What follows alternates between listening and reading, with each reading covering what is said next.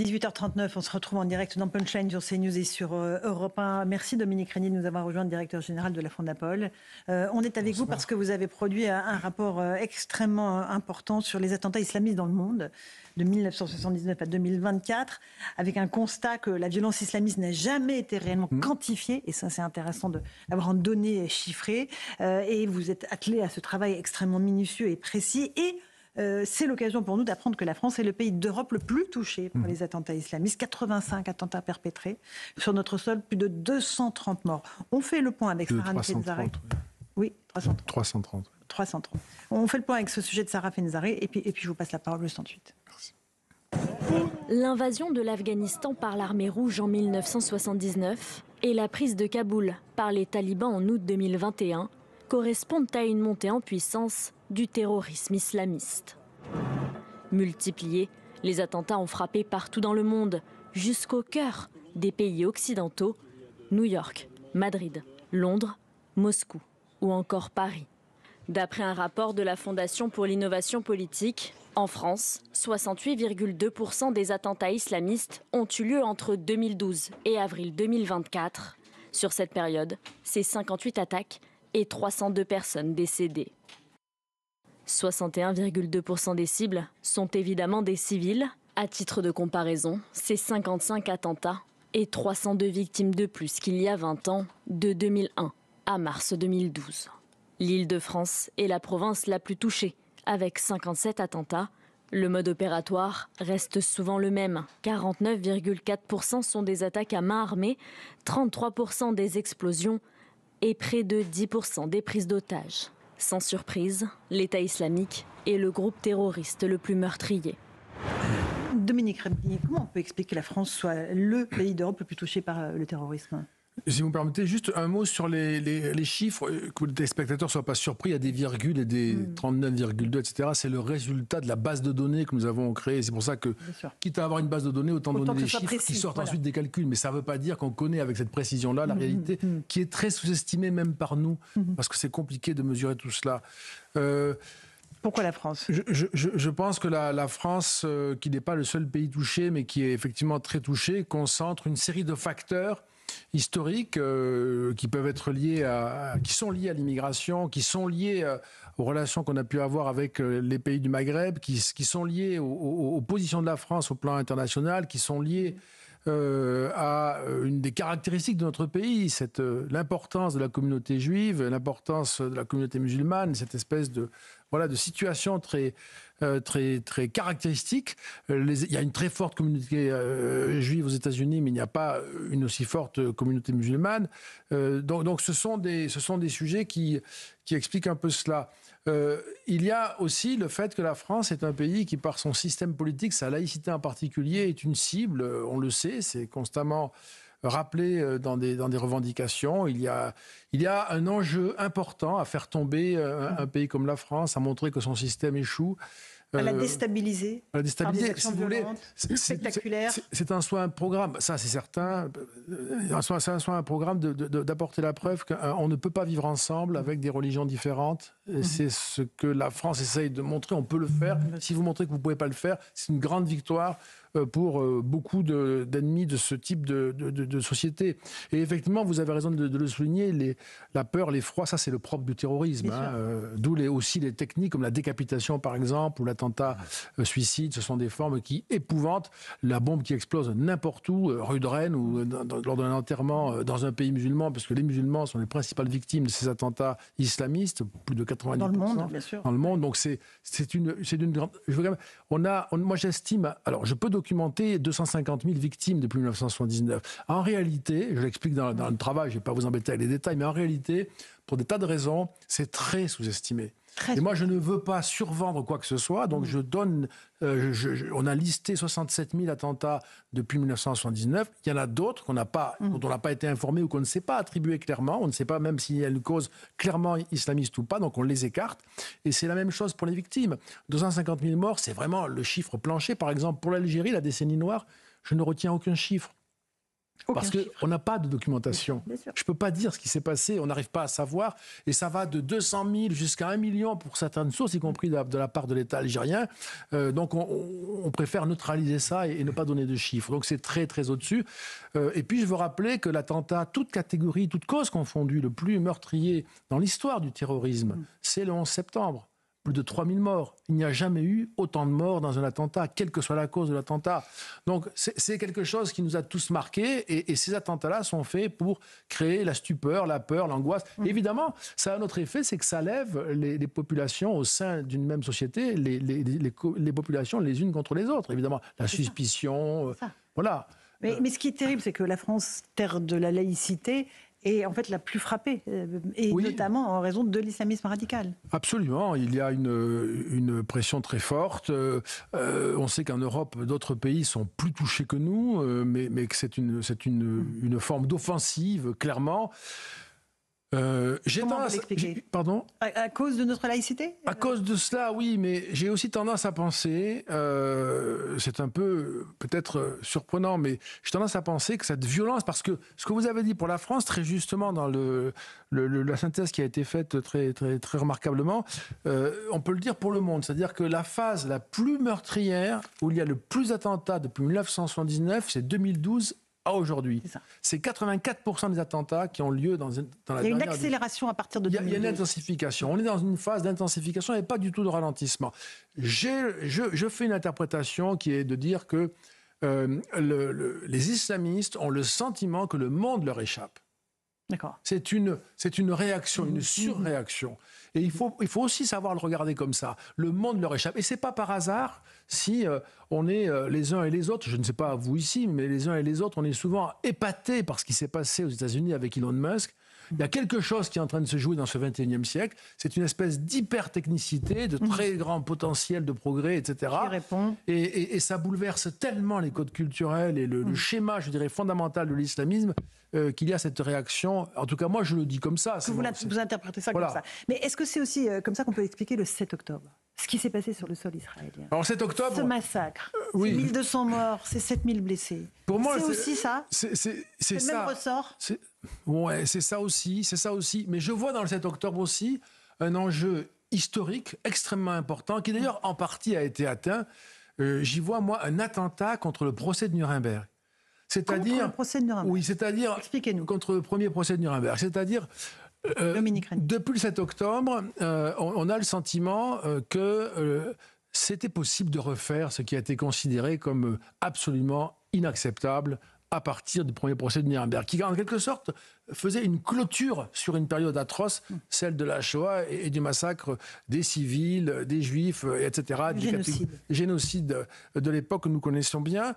Et on était un peu au fond comme devant un interdit, en quelque sorte. Le 7 octobre a levé cet interdit. C'est aussi pour ça que nous avons vu cette espèce d'expression, mais généralisée, de soutien au Hamas, et même de satisfaction au moment d'apprendre ce terrible attentat. C'est à méditer ça, hein, parce que si le 7 octobre est cela, et je pense moi que c'est un résultat atteint, ça signifie aussi que pour toutes les puissances despotiques dans le monde d'aujourd'hui, nous sommes sortis de l'après 1945.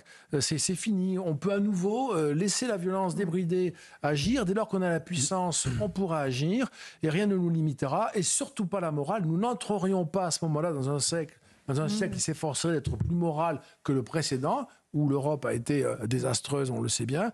Nous serions à nouveau dans un espace sauvage, en fait. Hein. Louis Reynal, une question ? Dominique Régnier, tout à l'heure, je suis désolé, je reviens un peu à la France, vous évoquez la question de la laïcité. Je voulais vous poser cette question. Est-ce que vous pensez aujourd'hui que le problème dans la laïcité à la française, c'est qu'elle a été construite contre le christianisme et contre le catholicisme en France, et que, par définition, elle ne peut pas apporter les bonnes réponses face à la montée de l'islam radical ?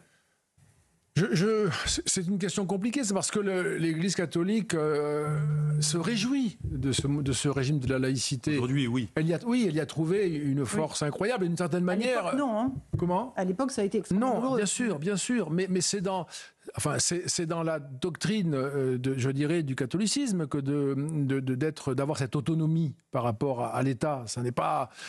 au fond, en 1905, la République a dit à l'Église, rendez à César ce qui est à César, quoi. Et les choses se sont passées ainsi.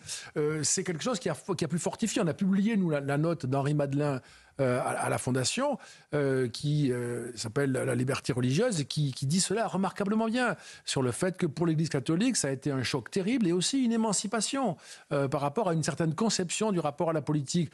La laïcité est parfaitement adaptée à la coexistence de Français qui n'ont pas les mêmes métaphysiques, ou peut-être d'ailleurs qui n'en ont pas du tout.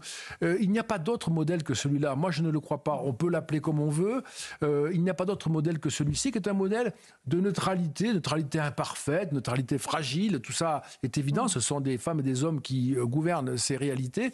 Mais moi, je mettrais au défi, mais intellectuellement, je veux dire, de trouver un modèle plus satisfaisant. C'est un peu comme... Je ne veux pas être trop long, je termine là-dessus, mais c'est un peu comme la démocratie a plein de défauts. L'élection est souvent un peu pervertie de cette manière ou d'une autre. Mais quand on veut chercher un modèle qui soit préférable, on ne trouve pas. Ça compte, ça, quand même. Jean-Sébastien Ferjou, une petite question. On a beaucoup investi sur la lutte antiterroriste avec une efficacité certaine, même si elle est évidemment pas parfaite, malheureusement. Est-ce que on a investi beaucoup contre les mouvements terroristes? Il y a aussi des États sponsors du terrorisme. Est-ce que vous considérez que là-dessus, on a été suffisamment vigilant, et est-ce qu'on n'a pas été parfois même complaisant vis-à-vis d'un certain nombre d'États qui financent des mouvements terroristes? Absolument d'accord avec vous, absolument. Ça, sans être un spécialiste de la question, je partage cette idée. Et d'ailleurs, d'une certaine manière, il y a eu une dialectique entre les puissances pour agitant le terrorisme l'une contre l'autre. Le modèle archétypal, c'est l'invasion de l'Afghanistan par l'URSS en 1979, qui fait que les États-Unis arment les talibans, et ensuite l'URSS et puis la Russie arment les talibans contre l'influence occidentale américaine en particulier. Donc il y a une espèce de dialectique de ce type, mais d'une manière générale, c'est une espèce d'incrédulité que des États dont nous sommes rendus dépendants, parfois pour des raisons que l'on pourrait discuter, qu'ils peuvent vouloir nous nuire. Et pourtant, la guerre se fait aussi comme ça, la guerre asymétrique se fait aussi comme ça, la guerre, je dirais, que nous faisons aujourd'hui, que nous vivons aujourd'hui, que nous perdons plutôt aujourd'hui, se fait aussi à partir de cela. Dominique Régnier, j'ai encore une question avant de passer la parole à Sabrina Medjeber. On a des déclarations d'Emmanuel Macron qui font vraiment polémique. C'était en Conseil des ministres. Aujourd'hui, il estime que M. Netanyahou ne doit pas oublier que son pays a été créé par une décision de l'ONU. C'est ce qu'aurait lancé le chef de l'État en allusion au vote en novembre 1947 par l'Assemblée générale des Nations unies du plan de partage de la Palestine entre un État juif et un État arabe. Ça fait réagir énormément. M. Netanyahou a répondu à M. Macron. Manuel Valls dit que c'est une déclaration indigne, mais où va le président de la République? Vous partagez cette indignation? On peut s'indigner quand on est dans l'action politique face au chef de l'État, mais comme citoyen, ça me choque beaucoup. Ça me choque parce que tout le monde sait que Israël, je dirais, a une double origine, et dont une quand même qui nous concerne directement. Il y a une première origine qui est l'histoire millénaire du peuple juif, et il y a une deuxième qui a donné d'ailleurs naissance, enfin qui a débouché sur le sionisme et le travail de Theodor Herzl. Mais il y a une deuxième raison qui est la Shoah. Il y a eu une nécessité absolue en 1945, déjà médité avant, notamment en France d'ailleurs, pendant l'affaire Dreyfus. Il y a eu une nécessité absolue de se protéger, parce qu'au fond, il était clair que pour les Juifs, ils ne pouvaient faire confiance à personne. Et donc, c'est une double origine. La dernière, elle nous concerne, nous les Européens, et c'est pas la peine, je vais vous le dire comme ça, c'est pas la peine de faire des cérémonies pour, par exemple, contre la rafle du Veldiv, si c'est pour ensuite faire ce genre de déclaration. C'est un peu curieux. Oui. C'est très dur, en fait. C'est très dur de dire des choses pareilles. Ça me frappe, ça m'étonne, ça me choque aussi. Sabrina Medjeber, une question à Dominique Régnier, allez rapidement. Une fois qu'on a compris que l'immigration, c'était également la mutation d'une anthropologie, c'est-à-dire que les personnes qui arrivent ici ont pour valeur cardinale l'organisation clanique, c'est-à-dire celle de leur famille, de leur quartier et plus largement celle de l'Oumma. Lorsque l'on sait que certaines populations font valoir la loi de Dieu devant le droit des hommes, lorsqu'on sait que chez certaines populations, l'égalité homme-femme, qui est une constituante de l'organisation de notre vie en société en France ou même en Europe, échappe finalement à ce qu'est ou ce que valent nos politiques individualistes. Est-ce que vous pensez que, par exemple, à l'instar de la note que vous avez faite sur le Danemark, est-ce que vous pensez que les politiques françaises sont en mesure aujourd'hui de faire ou d'émettre, comme le Danemark, des lois sur les sociétés parallèles et des lois anti-ghetto avec une restriction drastique de l'immigration sur le territoire? La réponse de Dominique Régnier. En tout cas, je pense que le Danemark offre une politique très cohérente, très forte, très charpentée, très inscrite dans une réflexion profonde, et chaque année enrichie par des études documentées dont les résultats sont publics de la part du gouvernement danois. Donc ça, c'est un modèle pour nous déjà en termes d'information, de partage de données.